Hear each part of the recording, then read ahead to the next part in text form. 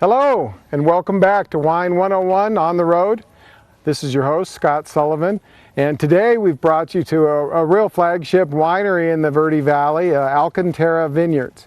And it's a remarkable place. I'm standing here with their winemaker, and Greg Boyd, and we'd like to talk to him a little bit about what's going on here at Alcantara, but more importantly, first and foremost, we're going to find out a little bit about Greg Boyd.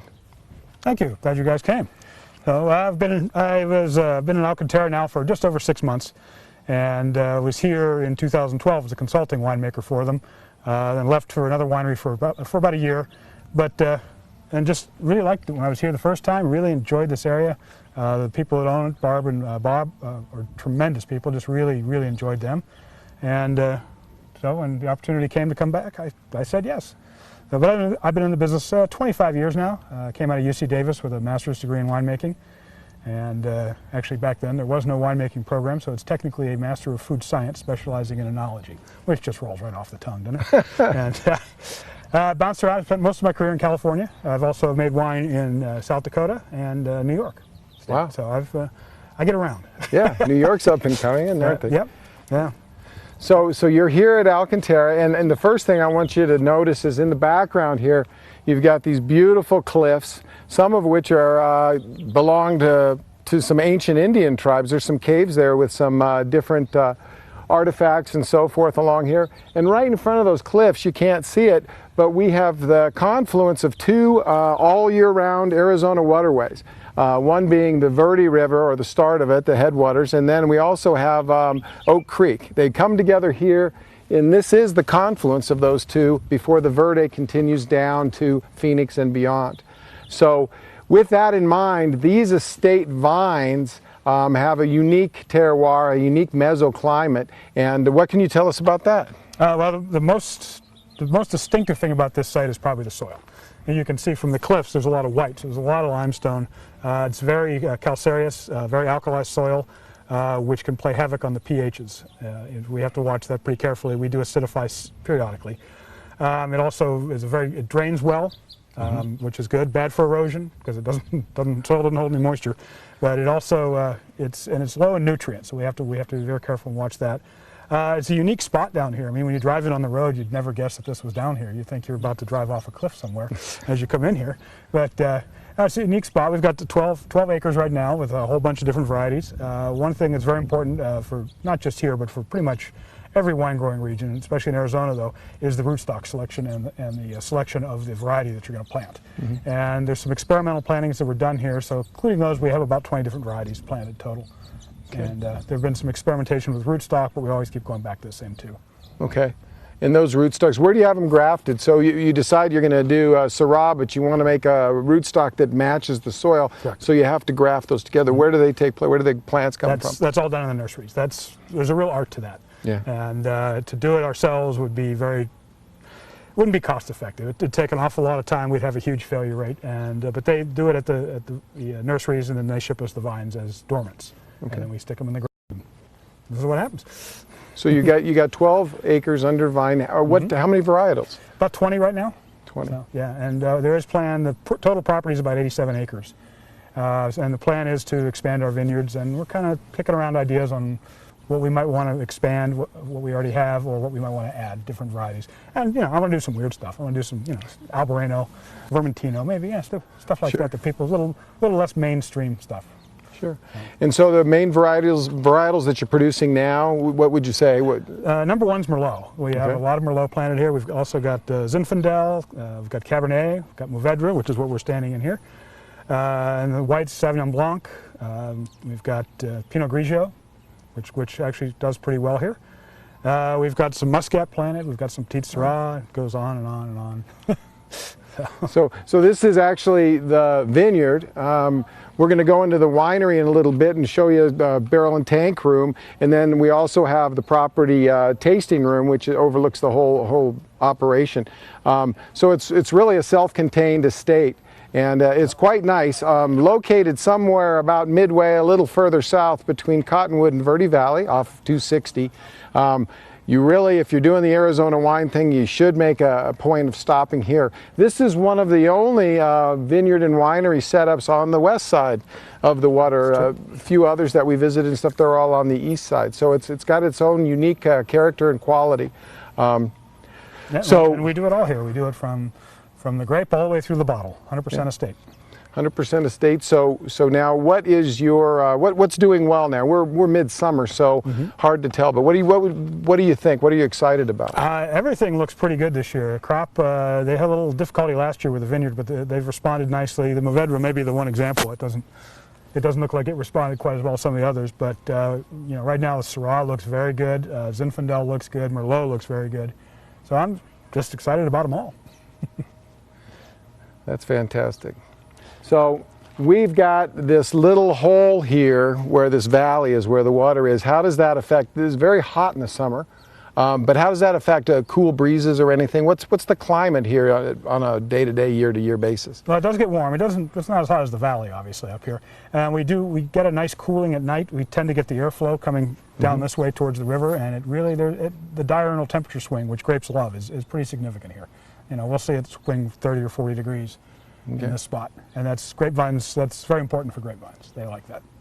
And of all the vines around here, how old? What are the oldest vines? The oldest vine would be 2005. 2005. And that was this lower block was all planted in 2005, and every year since then they've added a little bit more. Yeah, and all the way up into the hills you're going. Yeah, to the top of the hill. Yeah, so that's a very unique spot up there. Yeah. See, a lot of rocks. A lot of rocks. We're going to go ahead now and move into the winery barrel and aging room, the tank room, and we'll talk to you just in a few minutes. Hi, and now you can see we're in the barrel room, the tank room. Maybe you can't see. Lighting is a little bit limited here, but anyway, this is where some of the aging takes place. Of all the different varietals that they do here at Alcantara. And here again is Greg Boyd to talk about a little bit about the process and some of the things that are in barrel here. Yeah, well, thank you. It's sorry about the lighting, but winemakers are strange. We like it dark and cold, so it kind of explains a little bit in here. And damp, too. Yeah, we've got just in the neighborhood of 140 barrels, some of which we're in the process of emptying. We're in the process of bottling our 2012 reds. To make room for the 2014s, which will be coming in about 6 weeks. So we're approaching harvest pretty quickly. And we do about 20 different varieties. Not all of them become individual wines. We use some for just strictly blending. And and most of the reds are aged between 18 and 30 months in the barrels. Okay, so now the barrels themselves, do you use a variety of oaks? Anything specific or char? Yes, we use primarily French and American. The American oaks are much more economical. You can do an American oak barrel for about $400. French oak barrels now are about $1,200, so they're a little pricey. And and we try to do a variety of different forests, different woods, different toast levels. Barrels are almost like a winemaker's spice rack. You know, you can take wood from the same tree, give it to two different barrel makers, they're called coopers, and each cooper, even though the wood started out identical, can make a totally different product. And so they're very, very unique to the cooper, and most winemakers find a couple of coopers they really like, and they tend to stick with those because it enhances their style a lot. So we try to mix it up a little bit, and I've got some I've been using for years, 25 years now. I've been using some of them, and it's a nice way to augment the wine. Sure. Different flavors. So now they go into tank, they do their fermentation, sometimes second fermentation. They come over here to your barrels, and there's different oaks, there's different influence. So when do you guys get together, and how does the process work where you get together and taste and figure out this one has spice? It's like you said, like a spice rack, you're adding your spices. Where do you put the blend together? How does that process work? As we approach the bottling, well, throughout the aging process, every barrel is tested at least once a month. I go through and just more to make sure nothing's going wrong in the barrel. And they're periodically racked out and put back in. But towards the end of the aging process is when I like to blend. I have friends who are winemakers who will blend the day the grapes are picked. But unfortunately, if you do that, you can't change your mind. Yeah. You're pretty much committed at that point. So I like to wait until the very end, because sometimes you're surprised, sometimes you're disappointed. You never know. You get wine when you first get it out of harvest, and it's like, it's okay. 2 years in the barrel, and suddenly, voila, it's beautiful. You know, and I've had it go the opposite way too, where it just didn't turn out quite like I liked. So I like to let them fully mature and then start putting the blends together. And blending is the fun part. It really is. It's a lot of fun to sit down with, all these different samples, put together things and see what works, what doesn't work. Sometimes I know the blend in my head long before I ever start trying it. And sometimes I'm right, sometimes I'm not. You never know until you actually put them together. So when you blend, now you've got your finished product, so to speak. Is there a specific time, or is it pretty open? Like, you know what, it's there, but it needs to mingle for a while. Is there a time after the blend before you bottle, or do you let it kind of do its final homogenation in the bottle? It's usually done in the bottle, because the blending is usually done right before we bottle, a week or two before we bottle. Okay. And then it's filtered and then goes into the bottle, and the bottle aging will, that's where it all comes together. But I'm very familiar with each barrel of wine. I mean, it sounds strange of 140 barrels in here and say I know them all, but they're all like my little kids. I know each one. They all have names. And but so I know what a wine tastes like, and I've been doing this 25 years, and in my mind I can taste different barrel samples and kind of get an idea what they're going to go, how they're going to fit together, and what I want to do with them. And then it's just sitting down and doing them and confirming that, or changing my mind. Fantastic. Yeah, and making the finished product for Alcantara. I'm looking here at these tanks, I'm looking here at these barrels, and I'm thinking to myself, in the real process of bringing the fruit in, crushing it, fermenting it, and doing this, these estate vines have a ripening period that isn't really something you can schedule. It has to come with nature. Mm-hmm. And so now you got all these grapes out there. How do you manage to know when to bring these in, ferment which ones, get them over to barrel? It's a juggling act. How do you do it? It's a nightmare sometimes. You hope that everything ripens at different times. There have been harvests I've had in the past where everything got ripe at once, and you make decisions on what to leave in the field and go back and get it later. And usually it's the wines that don't sell so well. Those are usually the ones that get left behind, initially at least. And but it's a real juggling act. It's a scheduling nightmare sometimes, trying to figure out, because if everything came at the same time, we couldn't possibly handle it. We couldn't. There's no possible way. So that's why you rely on things, like this year, for example, our Syrah is way ahead of everything else. Mm-hmm. It's way ahead of everything. It's maybe the first grape we pick.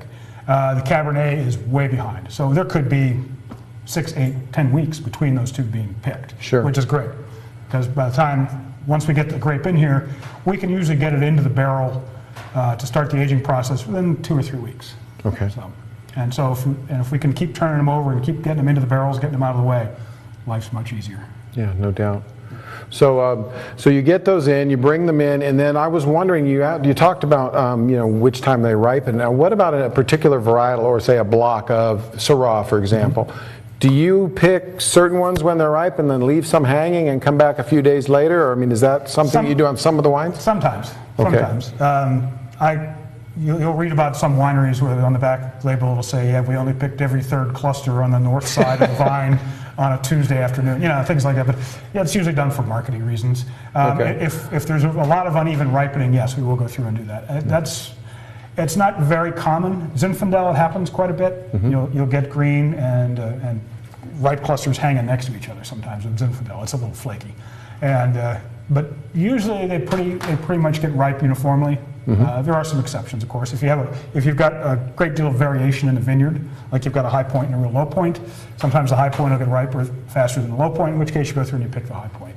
But what we do is when we sample the vineyard is we'll go through and pull a representative sample of that entire block. Like if we're going to pick the Syrah, we'll go through, and as you're walking through, and sampling grapes is a real art. The people who are good at it are hard to find. But you look and you say, okay, approximately 10% of the clusters look like this, and 20% look like this, and you just pick a representative sample of the field, and you see what the overall sugar is, what the overall flavor is, what the overall physiological ripening state is for the grapes, and then make a decision. Sure. And so part of that, like you said, it's not that common that people are really good at being able to tell from that juice that it's going to turn into a wine. Right. I'd say it's good, it's ripe, the sugar's there, but really determining with them, biting into it and knowing that the tannin level, the seeds are mature, everything, that's a real art. So that lends into you're picking the grapes, you're going to go ahead and single barrel them, and then now they're going to transform in the barrel. That's a better time to do your judgment as far as which characters you want to blend together for which wines. Correct. Yeah, and with picking, there's a bunch of things you look at. Chemistry, obviously, sugar, pH. pH is very important. We have a little bit of a problem here with pH because the alkali soils we have, our pHs tend to be on the high side. Mm-hmm. We look at the total acidity, Physiologically, you look at the stems. Are the stems starting to lignify? Are the seeds brown? And then you just taste. The ultimate thing is tasting the grape and knowing that, okay, the flavors are there. Early in my career, I would pick based on chemistry. I would look at the physiological things, look at the chemistry, and say time is right. Now I don't pick anything until it's right to me. I don't care what the chemistry says. I have to watch the pH a little bit, but if the pH is still at a reasonable number and it doesn't taste right, I'll leave them out there. Good. So we're talking about blending predominantly here in the cellar, and one of the neat things about this property, we touched on it before, is that it's the confluence of two year-round waterways in Arizona. It's kind of a neat geological feature right here, and one of the wines is named after that. And what is traditionally the blender? Does that change year to year? Well, that's what's nice about it. It's definitely our flagship wine, and we've currently in the tasting room we're pouring version number 5. So version number 6 goes into the bottle in about 2 weeks, actually. And the nice thing is it's a fanciful name. It's not a variety name, so it can be anything. So I'm pretty much free to make absolutely the best blend I can, and that's what I go for. I really don't care what's in it. You know, we don't really market it as a Rhone blend or as a Bordeaux blend, or it's our wine. That's our blend, and whatever wines go together the best, that's what it is. Perfect, perfect. And we're referring to the confluence, like you said, in one of your flagship wines. So anyway, we're going to move back up to the main winery, and we're going to be talking to Barbara Predmore, the owner. And thank you again, and we'll see you in just a few. Welcome back. We're up from the cellar, and now we're here at the tasting room, and we have the patron of Alcantara. This is Barbara Predmore, the owner. And what a delightful visit. We went all through the vineyard and tasting room, and we just wanted to chat with you a little bit about the Alcantara name. Goes back in the wine history from California to here. It's been around for quite a while. What made you pick Arizona, and what made you start in this spot? How were you so fortunate to get this lovely vineyard? Well, I am blessed, and it's amazing. Alcantara is my grandmother's maiden name. She was Spanish-Filipino. She was governor's daughter in the Philippines, and it's from what Lola taught us that, you know, family's first. Our faith not only maybe in God, but in the land, in yourself, in each other. And the third was land was important, because land can make you sustainable. If all else fails, you can take care of your family. And the fourth was that you don't do anything without giving back, that it's positive force. And so because what she taught us has traveled through the family, and it's very important to us. So that's why we named it. And Alcantara means the bridge. What a perfect symbol for bringing different things together. Alcantara here, the land, is incredible, and it is at the crossroads of the last 2 year-round flowing rivers, which is the Verde and Oak Creek. We have the confluence here. Because water is so important in the desert, although we don't use the water from the river to water our vines, we just want to make sure everybody knows. We're trying to be forthwith about the land and everything. We have Sinagua Caves. We have Anastasia remains. It used to be part of the National Forest, but was done in a land trade, and we consist of 87 acres, which is quite a bit. Under vine right now, we have about 22 acres. We continue to increase. That's fantastic. Yeah, we noticed around the property you've also got, speaking about family and all that, you've got some critters that are coming around here, and they're not wild critters, they're actually vineyard critters. Absolutely. Tell us about those. Oh, we're very, well, we have vineyard dogs and everything else like that, and there's vineyard dog books, but everything here that's on a vineyard, because this is a farm, and I'm known as a farmer. You know, I'm part of the Farm Bureau here in Yavapai County and all, but his name's Charlie Brown, and Charlie is a Chesapeake Bay Retriever. He is our greeter. Sometimes he has a little bark and everything, but we're very dog friendly, and people are welcome to bring their dogs as long as they have good manners. And we rescue feral cats after they've been fixed and have their shots, because they help us with some of the critters, you know, especially some of the critters we don't want eating our grapes. No doubt. So you guys started this. When did you start the property? And there was nothing here, it was desert, so you started from scratch with the vines. When did you start here? Well, actually, we closed on the loan in January 2005. We put the first vines in starting in May 2005.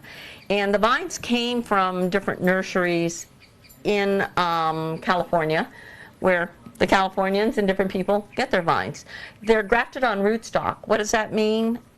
Well, the rootstock is done according to your dirt, or if you look at our property, lack of, and the varietal's according to weather.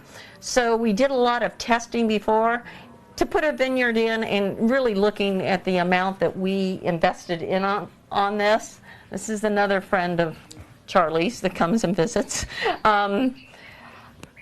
It's about $50,000 worth of looking, especially when you're looking on doing 50 or more acres, getting the land, the water, the weather, everything right.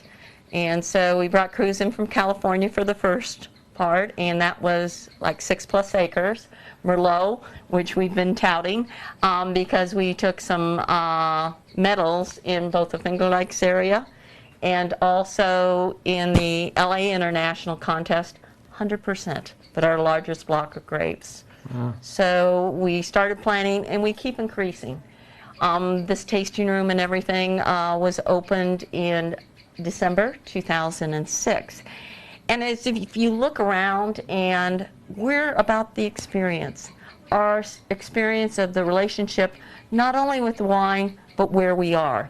And we really like to think that you're tasting the terroir, Alcantara's dirt, because all wines or vines pick up different things from the soils. And you could have the best soils, you could have the best weather, and the wine could be yucky, you know? Yucky's a good word. You know, heaven forbid, yeah. $2 million investment putting this farm in, you know, and so yeah, it's amazing. But like with our Merlot, which we're talking about here, it's 100% Merlot. The nose and everything. This is estate. And we tout right now that we have the most estate wines in central and northern Arizona, because the longest period of time we had the most vines in the ground. We took that big challenge and put vines in right away, not knowing what would come out. And we are so blessed that it turned out this way and everything else like that. But oh my goodness, the vines and how they're increasing.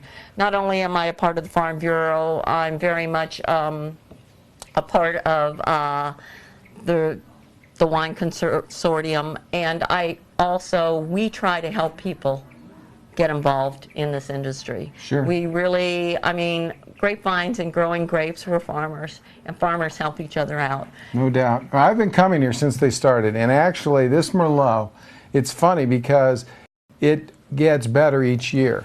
And for those who are listening who haven't been out here, you've got to come spend some time at the property, get to know the owners, both Bob and Barbara. Bob's not here today, but are wonderful, very, very cordial and warm people. You're going to have a great time. The wines are fabulous.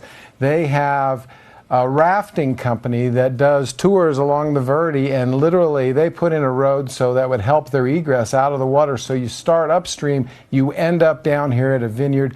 They're just outdoor and land oriented. It's a wonderful experience. They even put a chapel in near the confluence where the two waters meet.